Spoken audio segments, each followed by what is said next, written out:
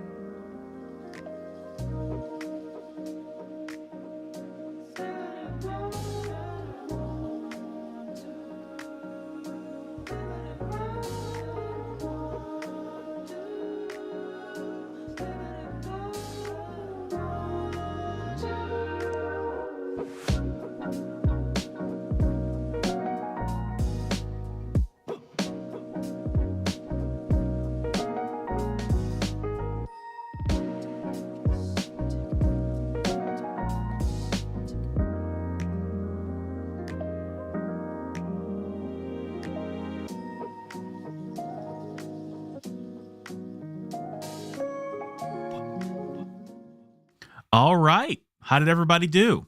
Let me know in the comments. Throw in your word count and how you are feeling about what you wrote. Because as we all know, as we talk about all the time, if you feel good about the words are probably good. All right. So a couple of other quick announcements while everyone is doing that. I did want to let everybody know that I do have an article out in the newest issue of Writer's Digest. So you can look that up.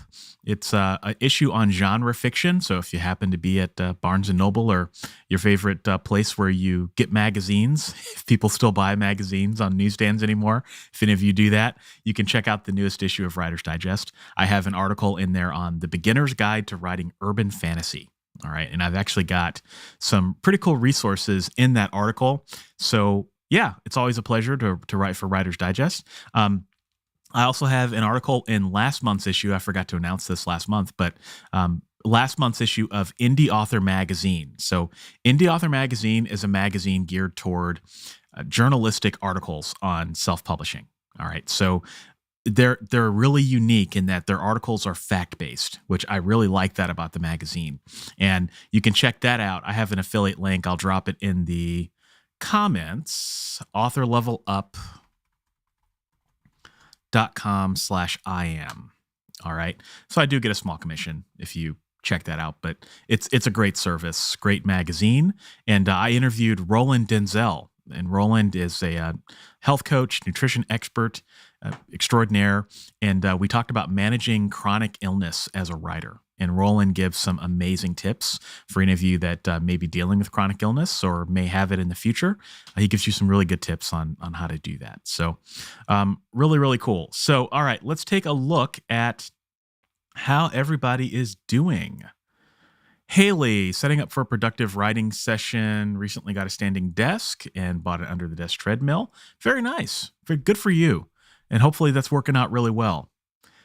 All right. Yeah, Queen Alina fan says standing desk is where it's at. Absolutely. All right. Jonathan, 287 words. And Haley realized it just passed 30K. Nice. Nice. And Fable City, 654. Ty, feeling really good, riding into the dark again, so can't wait for the story to take shape. Very nice. Retha, 298, working on showing, not telling. Yeah, aren't we all, right? And Deborah says, DPing edits today. Okay. And Queen Alina fan, 337, feeling better now that I've gotten the hero into the plot. And Grublocks, 350 words, feeling good. And Cora did some prep work, about 230 words. Nothing wrong with that. And David, feeling pretty good at 570 words. And Janky, didn't count my words, mostly fixing a small plot hole and my terrible grammar. Well, hey, sometimes we got to do that, but it's all good in the service of what's going on. Okay. Hey, Paul. Hey, you subscribed to Writer's Digest. Yeah, it came in just this week. I got the article, or I got the magazine in my mailbox like 2 or 3 days ago. So pretty cool. Okay. Tomorrow, Kiddo, writing a chapter that I left notes for my future self for. Okay. Awesome. And Paul. Hey, Paul is new here. Everybody give a big welcome to Paul. Writing the first book of a memoir series called Journey of the Road Runner. All right, I like the play on words there. I'm assuming road is it's not like the Road Runner from Looney Tunes, right? Gussie, I'm editing and revising, satisfied with the difficult paragraph I wrote during the sprint. Very, very cool. Okay. And let's see. Wylan is here. Hey, Wylan, welcome to the stream. And DCJ says, great work, everybody. And I am inclined to agree. All right. So just quick reminder, at the end of this stream, I'm going to be demoing my new AI editing app that I'll be sharing with the community. So be sure to stick around until the end of the stream, and I will be sure to answer that. All right. Question on pricing, trying to map out a plan. Dean Wesley Smith suggests that you never price at 99 cents, but to price slightly below trad pub to books. What's your take on first book pricing? Yeah, I probably wouldn't price a first book at 99 cents just because you're never going to make any money on it. It's better to, I think you could think about it like this. There's a front list strategy and a back list strategy. So if the book is brand new and you don't have any other existing series, then just ignore what I'm about to say about the backlists. Okay. But if this is your newest series, then you want to price that higher than your older series, right? So if it's your newer series, maybe you start at book one at $3.99, and then the rest of the books in the series are $4.99. Okay. Or maybe you price it at $2.99 and then you jump up in price, whatever that looks like. But then with your backlist, with your older titles, just price it $1 lower on both tiers. So if your new series is $3.99 and then the subsequent books are $4.99, then in your older series, price those at book one at $2.99 and then the future books or the rest of the books in the series at $3.99. That way it kind of gives you a nice pricing structure strategy. That's what I use on my pricing. I think that 99 cents is good for promotion. For permanent costs, I'm not really sure because those are a lot of bargain bin users. All right. So yeah, with inflation the way it is right now, it's kind of hard to know the best price point. I'm not going back and changing any of the prices on my books at the moment, but you may want to charge $1 more than what you normally would have charged just to account for some of the inflation and stuff. So that's my answer to that, Jonathan. But yeah, it's not an easy answer right now with pricing and everything the way it is. Okay. Oh, okay. So Paul says, I'm from Rhode Island and I'm running a 5K in all 50 states. Wow, that's amazing. That is amazing. That's good stuff. You got to be in good shape then. Man, if just thinking about running a 5K, I about fall out of my chair. So very, very cool. Okay. And then Queen Alina, good comment.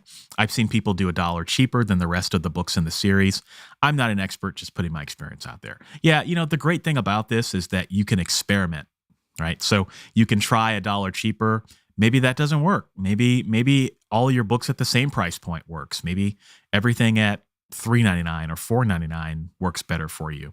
But generally speaking, readers will be more inclined to take a chance on a first book in a series if it's priced just slightly cheaper. All right. And I think that's the experience a lot of people would say as well. All right. So let's hop back into it. Let's start with session number 2. I'm going to put some time on the clock. Don't forget, if you've got more questions, folks, feel free to throw them in the chat, and I will be happy to answer those. So onward to session 2.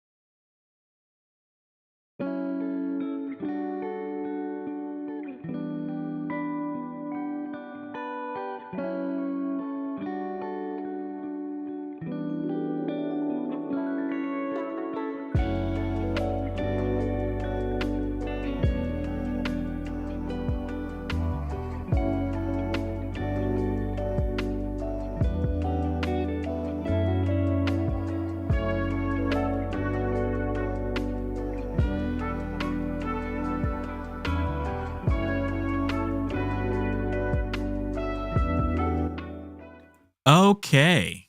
Let me get in focus here for a second. Sorry about that. Had to take care of something. So, all right. So, let me know how everybody did and put your words in the chat, and then let's take a look at some of the questions that came in. Wylan asks, have you ever encountered any of your own books in the wild? Like seen someone reading one or seen one on someone's shelf other than a personal friend? No, Wylan, I have not. But one day, hopefully that will happen. And next question is, do you have any advice or encouragement for a teen writer? My son is writing and I'm all for it, and I bought them a laptop for Christmas. Do you have any sage words of wisdom for the youth? Well, not so much for the youth, but for the parent. I mean, just encourage them and give them the space that they want. If they want you to read the work, read it, and don't be too critical. Give them encouragement, and if they don't want you to read it, then respect that.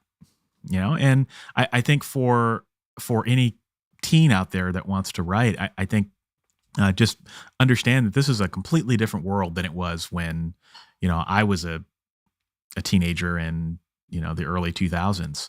I mean, there's just so much more technology, and the whole world is open to you. You just have to be willing to go out there and try, and it's going to be okay to make some mistakes. But ultimately, if you focus on telling the stories that are in your head, and if you have fun with that, then that's its own reward. So that is my advice. Okay. It took a minute to see the comments to come in here. All right, Ty 280, Retha 170. Jonathan says, encourage him. I tried to write at that age and was discouraged, and I let it go for 40 years. Yep, encourage him. Absolutely. That's why I said don't be too critical. All right, Queen Alina fan 237, Fable City 272, Haley 454, Tree 336. And I can't read all the comments because you guys will go to sleep here. But Rod, estimated 200 words, not certain how word count in Dragon Anywhere works. Yeah, that's why you have to use a tool like Word or something to be able to help you calculate what the right amounts are. Nicholas Cato Strode 328 and Tomorrow Kiddo 586. All right. So everyone's doing really well today. We're making some progress. All right. So I'm hoping you're feeling good about your manuscripts. You're getting some things in. As far as what I've been working on, I've been, doing some last minute tests before I give you guys this demo of my of this app that's coming out. So yeah, but I will be getting some writing in today. I'm doing some dictation probably later today. I'll tell you guys that, you guys know I use a voice recorder to dictate all of my work. And so I don't know if you heard the news about OpenAI, but they released back in September a model called Whisper.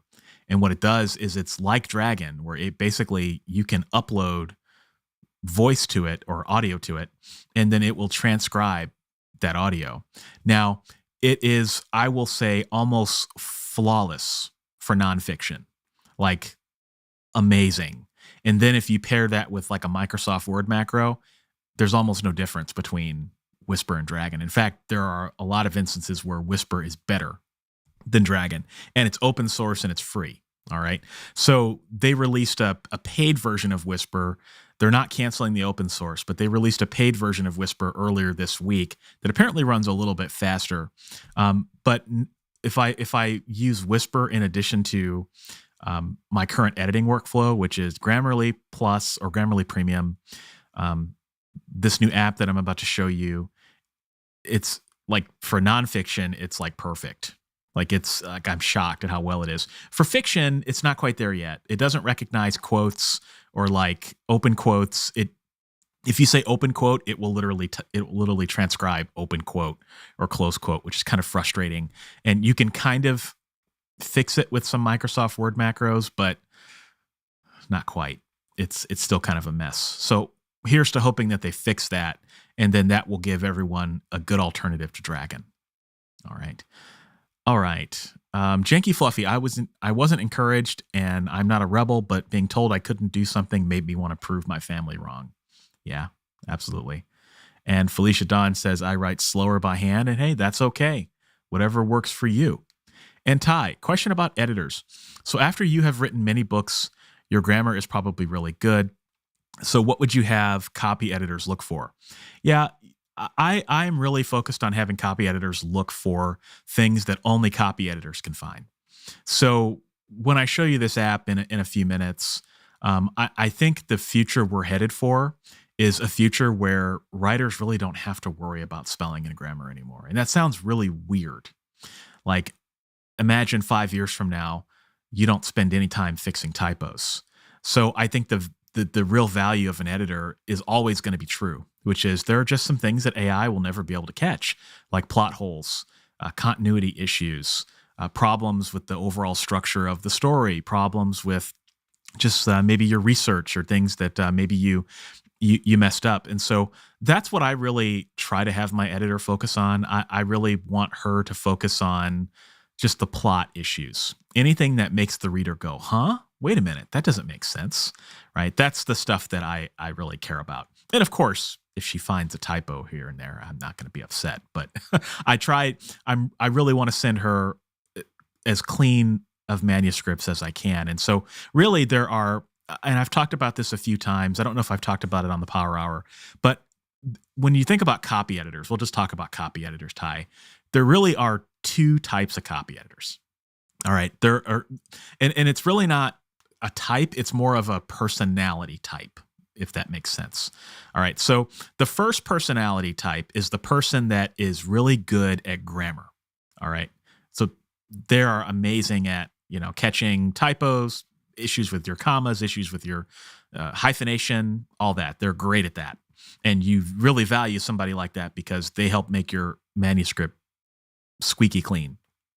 The second type of editor is what I like to call the continuity person. This is the person that, is sitting in the movies next to you and they're nitpicking every single thing that is wrong or can't be right. And they're really good at catching those continuity issues. Like if a character sits down twice, or if a character does something that's illogical because they did this back in chapter 3 or 3 paragraphs ago. And I actually value that type of mind a little bit higher than the previous personality type now, with the way things are going with technology. So in a perfect world, you could find an editor that could do both of those things for you. They're really good at the grammar and they're really good at the continuity.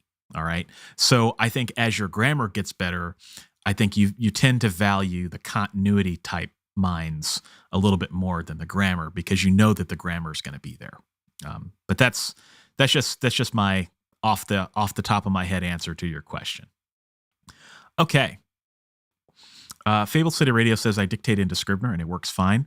Yeah, some people do that. I don't know about that. It just kind of depends on your software. Just make sure you're really careful when you do that, because I don't think it's 100% kosher. But I could be wrong. All right. Queen Alina fan says slower by hand is better than not at all by computer. All right. Yep. And then if AI can ever figure out plot holes and stuff of that sort, we'll just buy an AI to make stories for us anyway. Yeah, I don't think so. I think there's always going to be the satisfaction of being able to come up with a story. Now, I think as we move into the future, people are going to be more AI assisted than they are now, and that's okay too. But I just think the times are going to change, and we've got to change with it. So great questions, everybody. Keep them coming. But let's go ahead and do our final session. All right. And then at the end of that session, I will answer final questions. We'll celebrate everyone's wins, and then I'll show you a quick demo of this app. All right. So let's go ahead and get into it.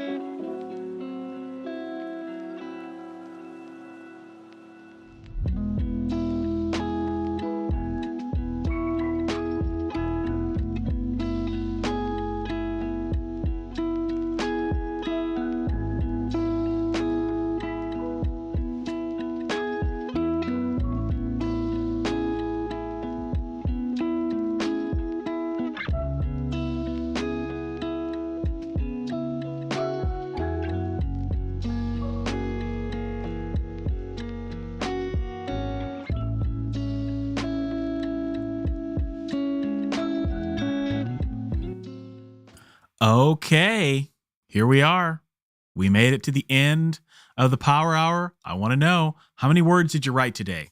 All right. And how are you feeling about it? All right. So this is always a good time, at least for me.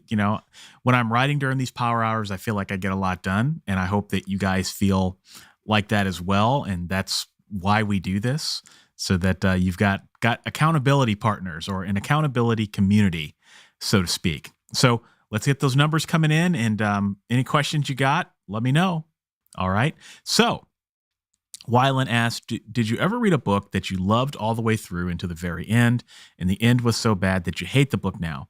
I had that happen once with Singer of Souls by Adam Simple. Yeah, I had to think about that one. I think the one book I read where the ending was just like, what? was My Sister's Keeper by Jodi Picoult. So that's kind of an older novel. It's more of a literary novel, but yeah, was not a fan of that ending at all. But yeah, sure, I've read some novels where I was like, yeah, I didn't care for that ending, but that one just jumps out.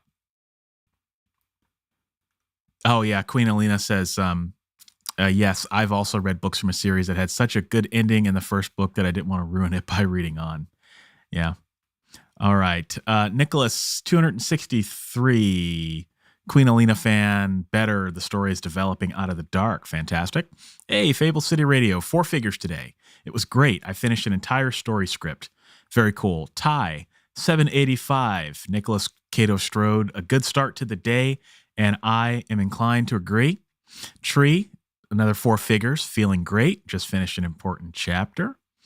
All right. And Wyland says, I finished a dozen words, but it was all editing.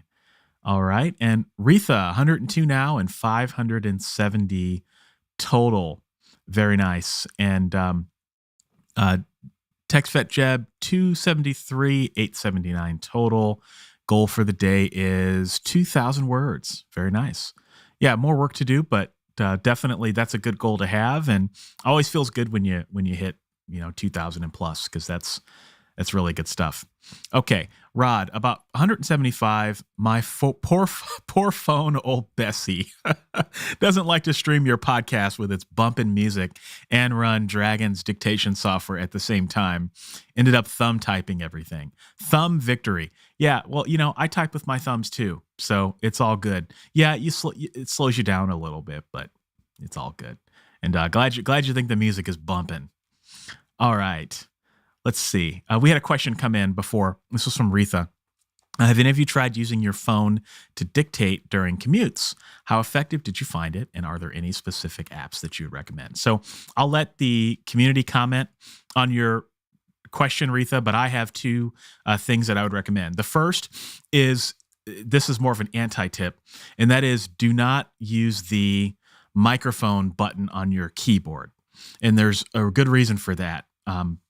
The first reason is that a lot of phones now, and I've heard that some phones don't do this anymore, but I haven't been able to verify it, but a lot of phones have a 60-second cutoff on the microphone. So if you hit the microphone and then you dictate, the transcription is actually going to be pretty accurate.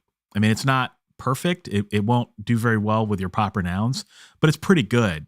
But the problem is that the microphone will cut off after 60 seconds. And when you're driving, you don't want to be looking at your phone. That is the last thing you want to be doing. Safety first is my big thing when you're dictating when you're driving. So I have 2 recommendations. The first recommendation is to use the voice memo app on your phone, and that comes free. I know Apple has one that comes with iPhones. Android has one, and with Android, there's an app for everything just about that you can usually get for free, more so than on iOS. But just use the built-in voice memo recorder on your phone, and just put that, there's 2 ways you can do that. Okay. I'm passionate about this because I have experimented with this. You have no idea how much equipment and technology I've experimented with to do this. So here's the problem. The number one thing you have to solve is dictating in your phone is while you're driving is actually really easy. The problem you have to solve is the distance from your mouth to your microphone. And if you can do that, it doesn't matter what app you use. All right. So the closer your phone is to your mouth, or the closer a microphone is to your mouth, the more accurate the transcription will be. The further away, the more cleanup you will have to do. So what I recommend people do is purchase, I don't have it on my desk right now, but it's a little lavalier microphone. It's a lapel mic. And what I do is when I'm driving, I put it, I usually wear these types of shirts every day. So I put it like right here on my shirt. And that puts the microphone really close to the mouth. And then I plug that into my phone or a voice recorder. All right. And you can get these, don't spend a whole lot of money on them. You can get them for like $15, $20 on Amazon. And that way, that will improve the quality of your voice recording. And then the app is irrelevant. All right. So you could use voice memos. You could use, there's an app called Voice Recorder Plus, I think. That's really good. And then you can use a voice recorder if you wanted to. You could buy a cheapy one at your local drugstore for $20. You can get one on Amazon. It's called the Evistar voice recorder. I think it's like $30 last time I checked, and it's very highly rated. I use a product by Sony. I had to think about that for a second. Yeah, I use a Sony product, but that's the trick, is getting the microphone as close to the mouth as possible. All right. And whatever app you use to capture the audio, find the one that works best for you. And then when you get home, then upload that to a transcription software. So note that I'm not recommending that you dictate on like a Dragon Anywhere, right? Because when you dictate on Dragon Anywhere, what you say shows up on the screen, and that's not really what you want, because you want to make it so that you never have to take your eyes off of the road. All right. And so being able to upload the audio later, I think is really important. And I'll just stop talking about that. But I'm curious what other people have to say about that and if they have done it. But I dictate in the car all the time, and I get really good results with a voice recorder, a lapel mic, and keeping that mic as close to my mouth as possible. And then, don't dictate when you're in reverse. Don't dictate in school zones. If you come to a traffic jam, probably don't want to dictate there either. All right. Okay. Friedrich, how do you deal with extremely high expectations? I wake up with the assumption of 5,000 words a day, at least when I can barely reach 1,000. Well, Friedrich, why are your assumptions that high? I mean, 5,000 words a day is not a goal for mere mortals. I mean, there's days where I don't hit 5,000 words. I mean, I don't think I hit 5,000 words most days. And I'm a pretty productive dude, and I've got the tech all figured out and everything. And, so where is that expectation coming from? I mean, if you can do it, great, but you may want to just lower your expectations, and then you won't feel so bad when you don't hit your goal. But I'm a big fan of setting goals that, that stretch you a little bit. But if you're not hitting the goal, then you need to lower the threshold. Feel free to comment and add more color and context to your comment. I'm happy to talk about it more. Haley, 561 spring, 1513 total. Well, Haley, thank you for being here. And Dr. Hino, jotting down notes for future chapters. Fable City, I just use a Firewire plug-in mic on the phone and it doesn't cut off. Okay, interesting. Okay. Greblocks, I'd love to see you do a series on editing from rough draft to final edit. Yeah, I'm thinking about that, especially with the new app that I've got. So I have a pretty dialed in process that helps me create pretty clean manuscripts. So I think I can pull that together. Wyland says, my best advice for dictating on the go, do not use a Bluetooth and do not use wireless earbuds. 100% agree. The mics just aren't up to the task, even the good ones. Yeah, I've got AirPods Pro. These are the latest version of the AirPods Pro, and I would never trust them to dictate. So yeah, definitely a wired solution. Now, wires are kind of a pain because you got to do something with the wires. So what I do is I have one of those like 1990s, early 2000s dad cell phone cases. When people back in the day, it was usually dudes, they would wear the cell phones on their hips. And they put them in these little cases, and when the phone rings, they'd undo the Velcro pouch, and then they pull their phone out. I actually bought one of those, and I put my voice recorder in that. And so when I'm walking around, I just put that on my hip. Or if I'm outside and it's like wintertime, I'll just stick it in my pocket. And then that way, I'll stick it in my pocket, get the wires correct, and then put the seatbelt on over that. And then that will make a huge difference. Another reason you don't want to use Bluetooth is because, at least in the United States, in many states, you actually can't have both of your ears covered because it's a safety hazard. So as I said, safety first. So using a lapel mic and a voice recorder allows you to have your ears completely uncovered. All right. And you just have to exercise safety is the most important thing. Okay. Friedrich, okay. So your goal, I would attribute it to perfectionism. Have had problems of low self-worth, which is kind of corrosive for everything I do. I must reach extremely high levels or I am a failure. Well, Friedrich, I would just tell you that that's not true. Just because you don't reach those levels doesn't mean you're a failure. Let's say, you write 1,000 words today. All right. 1,000 words added up over 365 days is 365,000 words, which is probably more than your average person can do. All right. So just put it in perspective. Don't be so hard on yourself. I know that that's easy to say, hard to do, especially when you've got those feelings. But I'll tell you that the sooner you can step outside of that, the sooner you realize that anything is possible. And you realize that whatever your level is, if it's 1,000 words, if it's 1,500 words, if it's 500 words, consistency is more important than actually hitting your goal. So as long as you sit down every day, you'll be fine. You'll be just fine. Okay. Retha, good to know. Fable City and Wyland. Okay, perfect.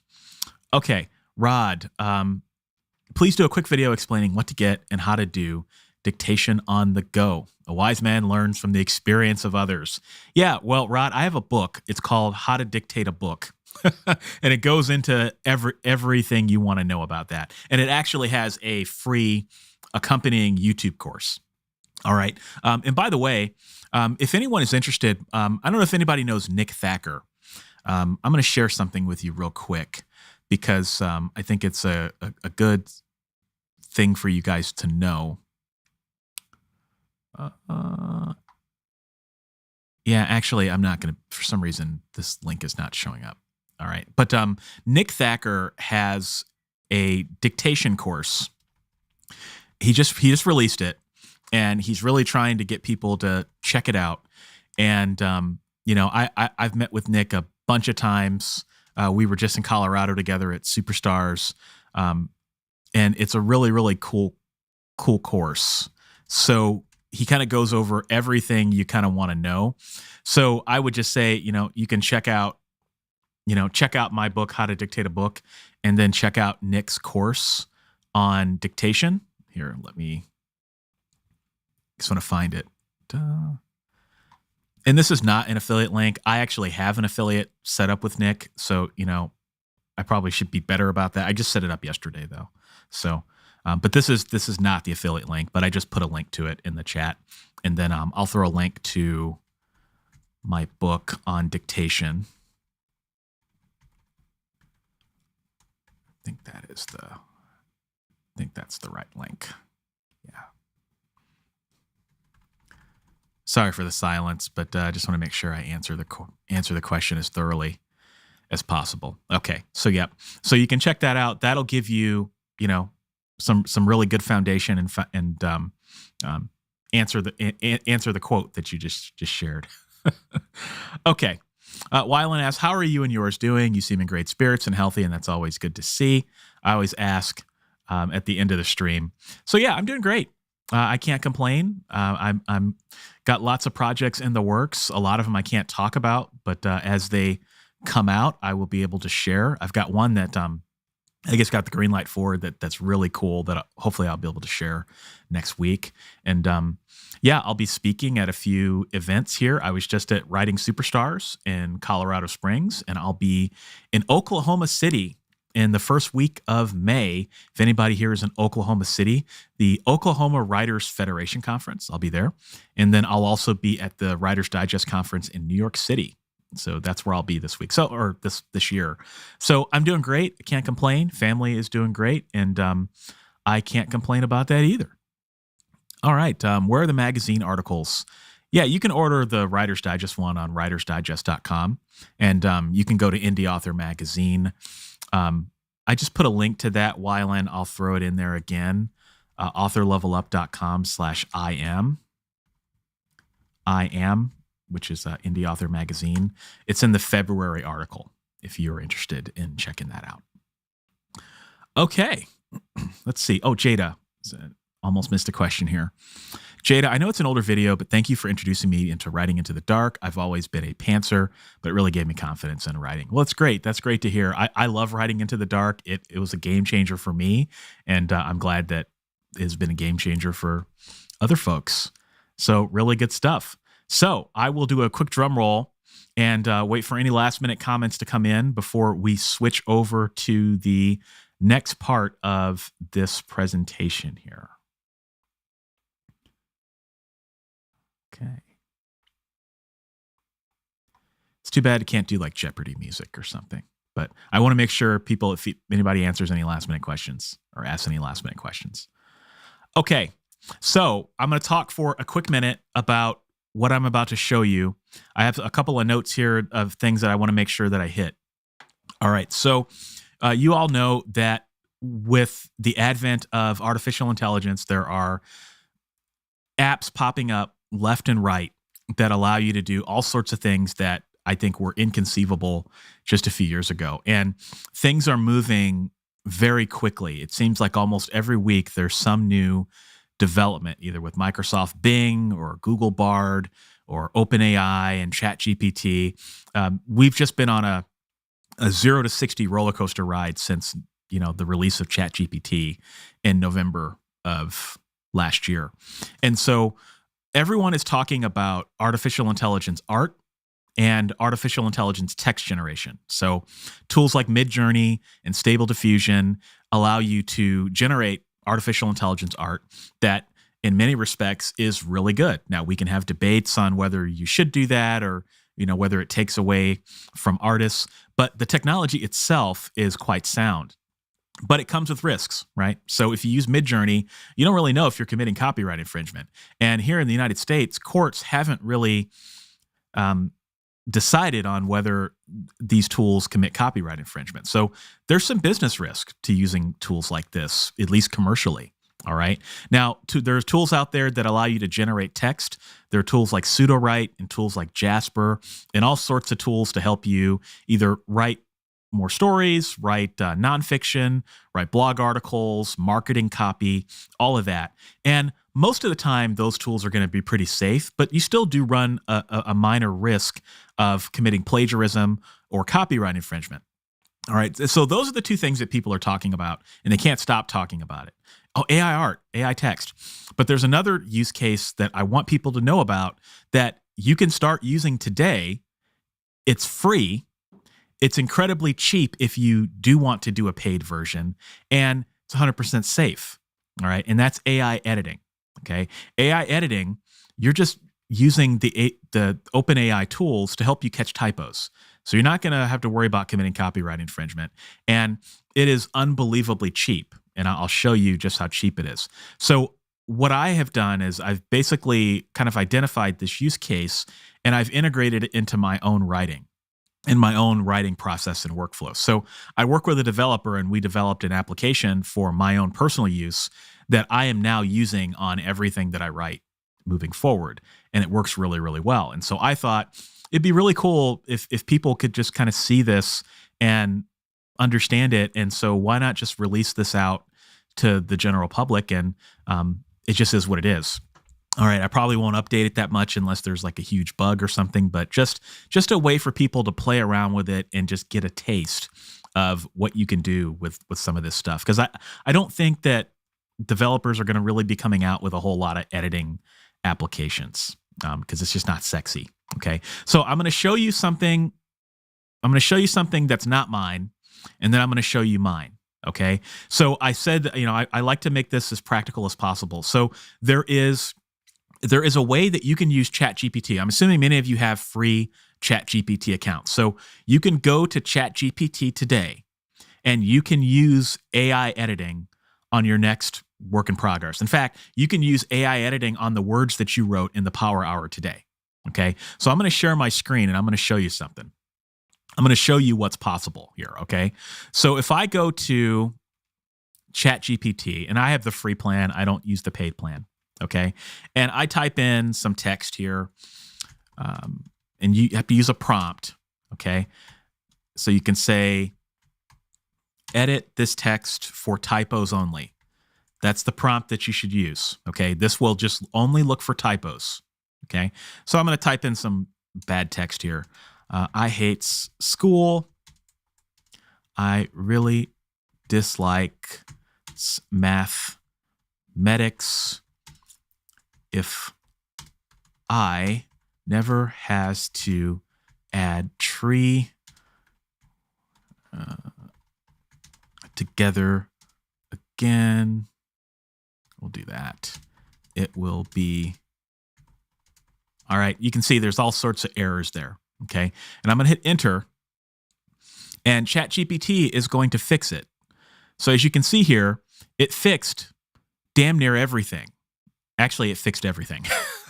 How cool is that, okay? So you can really, for lack of a better word, pardon my French, you can bastardize the English language, and it will do a pretty good job of helping you look professional. Okay. Now imagine that you could do this for your entire novel. Okay. Now the problem is you've got to, there's word limitations. Okay. So it can only do like 2,000 to 3,000 words at a time. So I guess you can imagine how tedious this gets copying and pasting it in. Okay. Now another problem here is that it doesn't tell you what it fixed. All right. So there is a free Chrome application, and I want to make people aware of this because it's a really cool application. It's called Edit GPT. Okay. And I'm just going to go here. And again, this is not mine, but this is something that you guys can start doing today. Okay. This is a Chrome application, and you can add it to Chrome. And so then it sits on top of ChatGPT. So if I go into ChatGPT and I click this editing button, then it will make ChatGPT show you tracked changes. So you can see everything that it fixed, and you can toggle off the changes. You can toggle them on and off. You can basically accept the changes. You can reject the changes, and you can just click the button here to copy the final text. Okay, so as you're copying your text into ChatGPT, you can see what changed. The only downside to this program is that you can't do change by change like you can in Word. Okay, so if you take nothing else from this, you can at least take a practical tip to kind of help you figure this out. So I'm going to pause for a second and just kind of look at the comments. Okay, so there's a question about how does this differ from Grammarly and ProWriting Aid? Okay, well, I'm glad you asked that question. So here's the thing about Grammarly and ProWriting Aid. They are good tools, and you should continue to use them. But when I show you some things, I'm about to show you my app, and everything I'm going to show you, all of the errors that it's going to catch, cannot be caught currently by Grammarly or ProWriting Aid. Okay, so we're talking about two different pools. We're talking about what Grammarly and ProWriting Aid can catch, and then we're talking about what GPT-3 can catch. And GPT-3 can catch a lot of things that ProWriting Aid and Grammarly can catch, and then it can catch a whole lot more. Okay, it starts getting into things that your editor can catch in some respects. Okay, so I'm going to show you now what I have done. Okay, let's see. Somebody asks, if Edit GPT is Chrome, does it have a Docs add-on or plugin? I'm not sure. I'm pretty sure it does not have that. Okay. So what I have done is I've realized it's kind of a pain to go in here into ChatGPT and, paste all your stuff in here. So I thought, okay, what if I could send a Word doc to the OpenAI API to ChatGPT or GPT-3, and then have it basically edit my text and then show it to me as track changes. All right, so that would allow me to send any document of any length that I want through. And so we developed, I work with a developer, and we developed an application, and it's in the top left of my screen here. And I can't really make it any bigger. And we're tentatively calling it Grammar Assistant at this point. All right. And what you can do is you can upload a Word document, and then it will send it through the OpenAI API. All right. And then it will return the edited text back to you. All right. Now, there is a minor cost associated with this. It's not something that you would pay me. It's something that you would pay OpenAI. You have to basically create a paid account on OpenAI, give them your credit card, and then you pay by usage. So you pay for basically every word you send through the API. All right. And it's unbelievably cheap. Okay. So I'll show you how much I'm going to pay on this, but you have to take care of your own API costs. All right. And another thing about this app that we developed is that it is local to your machine. So we don't have access to any of the words that you send through. That's all between you and OpenAI. All this is just a connection point. It just helps you do this a little bit more conveniently. Okay. So I'm just going to go in here, and I'm going to select a sample. And I've got some samples that I've created. It's about 1,000 words. This is the blog post that I posted on my blog and on my YouTube community tab last night. All right. And I can pick a model. So there's lots of different models, but I'm going to pick the DaVinci model because that's the best one. And then you can type in a prompt of what you want it to do. So the one that I'm recommending people use is edit this text for typos only. That's going to work really, really well. Okay. So I'm going to click the run button, and it's going to, take a little bit of time to run. And it's got a progress bar here. So you'll see kind of how things go. So it's about 1,000 words will take you about a minute. All right. So this is the part where I'm going to tap dance a little bit as we wait for this to be done. I'm doing this live, so hopefully I'm not embarrassed by what I show you here. But it works really, really well. And for nonfiction, it works amazingly well. For fiction, we're still working out, a few kinks here and there, but generally speaking, it helps you catch a lot of really good typos. Okay. So as you can see, it works pretty quickly. And, if you use this on your, power hour words, it would, not take that long at all. Okay. So we're just going to keep waiting for this to be done. And again, I'm doing this live just so people can see exactly how long this takes. Okay. Okay. And when it's done, you get a little pop-up window, and it basically creates a new Word document. So it doesn't mess with your existing Word document. It creates a new Word document, and it tells you, I won't talk about tokens, but that just has to do with how many words you send through the API, or to OpenAI, I should say. And if you want me to define API, I can do that. And it took 61 seconds. And the estimated cost, this is just a calculator based on current OpenAI rates, cost me 6 cents. Okay. So what I'm going to do now is I'm going to go into Microsoft Word, and this is the original application. And I blew this up so everybody can kind of see it. Okay. And what I'm going to do is I'm going to go to Microsoft Word's compare feature. So I'm going to click compare, and then I'm going to go to the space on my computer where both of the documents are. So I'm going to select the original on the left-hand side, and then I'm going to select the new one on the right-hand side. And then I'm going to click OK. And then almost instantaneously, it creates a comparison document. And as we start to scroll down here, you can see that these are the edits that OpenAI recommended. I'm kind of looking on my other screen because I just want to make sure I can see it properly here. Okay. So you can see here, as we step through these changes, it put an exclamation mark here instead of a period. So the sentence was, "It's got cheese whizzards, for crying out loud." It's not a bad suggestion. Okay. So I can choose to accept that if I want, and just simply accept.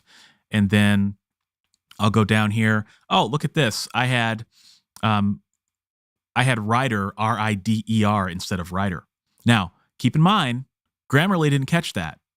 ProWritingAid didn't catch that. Okay. So this is brand new. This is something beyond what we can currently do. Okay. And then it recommended a word choice here You can choose whether to accept that or not. And it also recognized proper nouns here. So I had Writer's Digest, and I had it misspelled. So it put the apostrophe in Writer's Digest.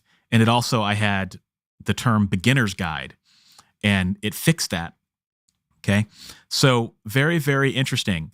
And then I had a sentence here where I said, my article is the first one and the issue. And I dictated this. And sometimes that happens when you dictate your text. It mixes up in and. All right. So it fixed that.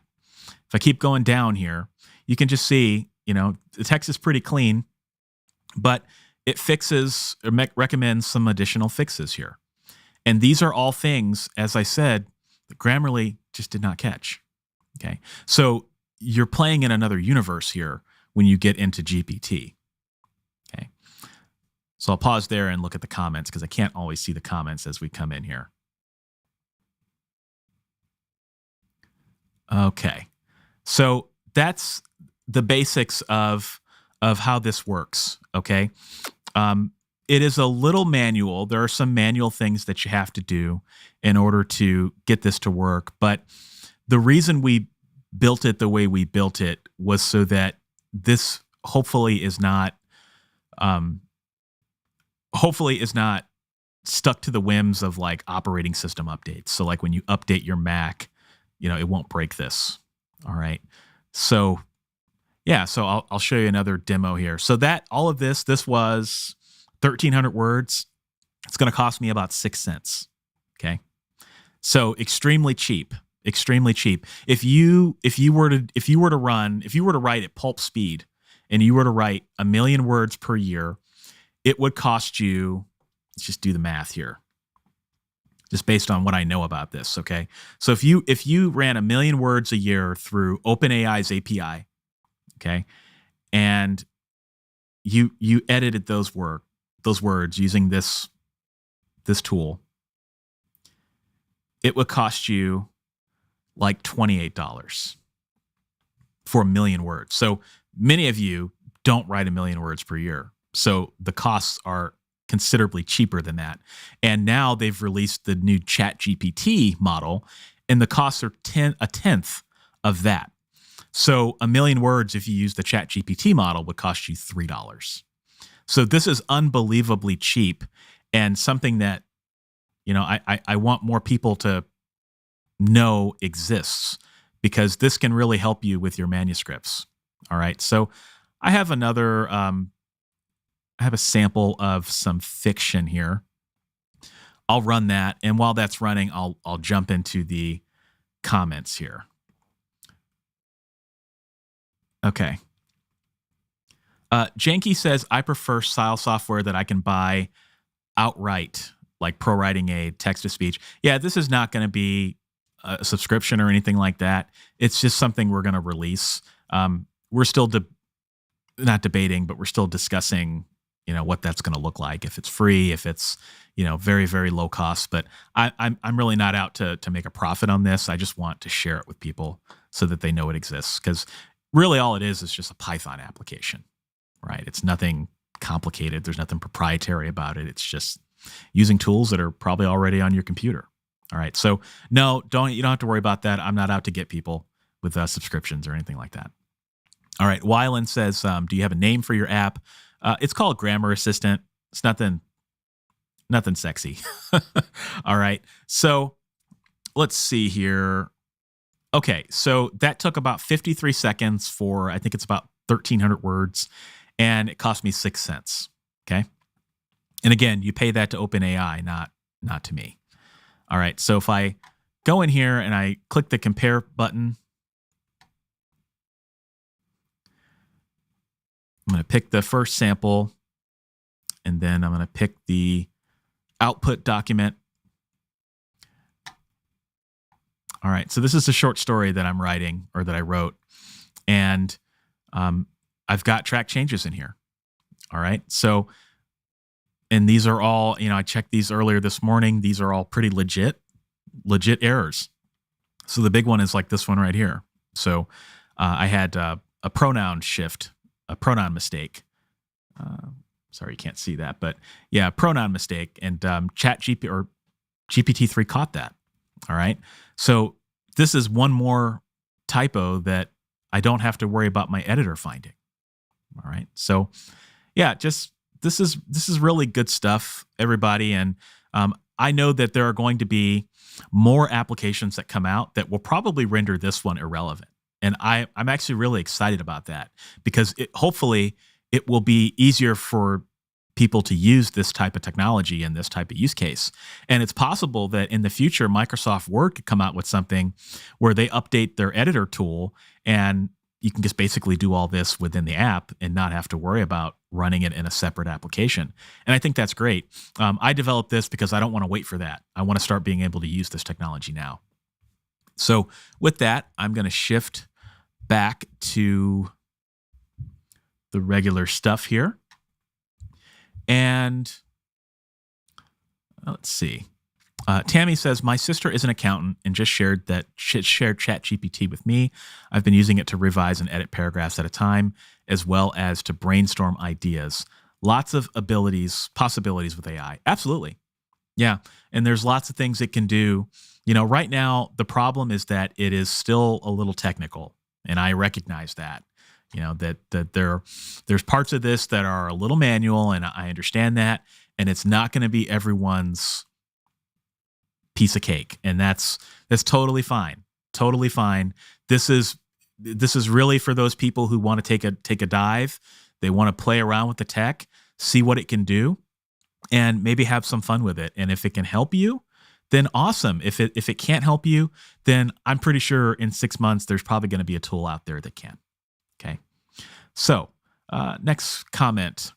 For an indie guy like me who writes drafts dirty, this is a game changer. I have so many errors that I can't see. Absolutely. And there's so many things that you can't see even when you've been revising your manuscript for a long time.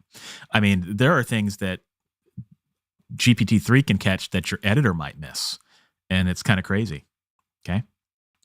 Okay, AI is scary. How many professions will it make obsolete? Its implications are unknown. Yeah, I mean, I wouldn't be afraid of it. I mean, I think it's a natural thing to be afraid of this technology. But I think the more important thing is yes, there are going to be some things that are a little scary about it. But how do we use this technology to do what we already do every day better? And how does it evolve what it means to be a writer? And I think if we ask those questions, we're more likely to get it right. You know, and yes, is this going to eliminate some jobs? Is this going to eliminate some job functions that exist currently? Probably. And I don't think there's anything any of us can do about it. I think the best thing we can do is just try to figure out how to use this technology for ourselves. Okay. Lori says, do you have links to these apps? The one I just showed you, no, not yet. We're still in the process of building it and developing it. But the earlier app I showed, it's called Edit GPT, and that will, I'll share a link to that. That's a Chrome extension, and that's a tool that you guys can start using today, and it's free, okay? Okay, so Wyland says, when realistically, so you think you're going to release your editor to the public, I'd be happy to pay a bit for it if you decide to charge. Yeah, I'm hoping we can have something in the next month or so. We just want to make sure we get all the bugs worked out. We'll talk about all those details, you know, when they come out. Ultimately, this is a tool that's going to require some manual work, not a lot, but some manual work. So, you know, it's not like your typical application where you just click the install button and, you know, it works. There's a little work to get it onto your machine. All right. It's a bit of an adventure, but once you got it installed, it's pretty easy to use. And as long as you know how to use the Microsoft Word compare feature, you can do everything that I showed you. And this works for Mac and Windows. I've been told that it should work for Linux as well. So it should work for pretty much every operating system. All right. And hopefully it'll also work, you know, regardless of what your operating system version is. So if you've got, you know, Mac Ventura, that's one thing. I did confirm that this does work on Windows 10 and Windows 11. I have a Windows 10 machine and I have a Windows 11 machine, and it worked just fine. It works on the most recent versions of Mac OS. So, yeah. Anyway, that there's a lot there, right? I'm still figuring out the best way to pitch this to you guys. And so, any feedback you've got, any impressions, oh my God, this is great. That's cool. Oh my gosh, I would never use this. That's fine too. Any feedback is good feedback. And yeah, there we go. So that is what we're working on, and hope to have that out sometime in the next month, like I said. So with that, guys, I'm not seeing any additional comments, and that is A-okay. Let's see. Oh, Wyland says, how taxing is this on the computer? Not very taxing. Not at all. I've got it running on a pretty beefy Mac, but I also got it running on a Microsoft Surface tablet. So, and it's like a bottom of the line Surface tablet, so not a whole lot of computing power, and it handles it just fine. So, I think as long as you've got, basic amounts of RAM and storage and stuff, you should be fine. It might make your fans kick on, but I think most people will probably be okay with it. But we'll try to nail that down in testing. So, all right, with that, everybody, thank you for the time today. Thanks for indulging me a few extra minutes for me to show you that. And yeah, have a great weekend. Oh, I'll tell you about the next Power Hour, when the next Power Hour will be. It's going to be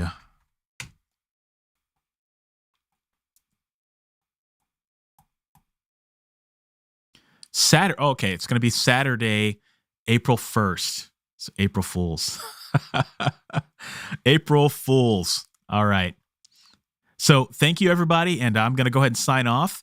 Have a wonderful rest of your writing day. Have a wonderful rest of your weekend. And I'll talk to you in April. Peace.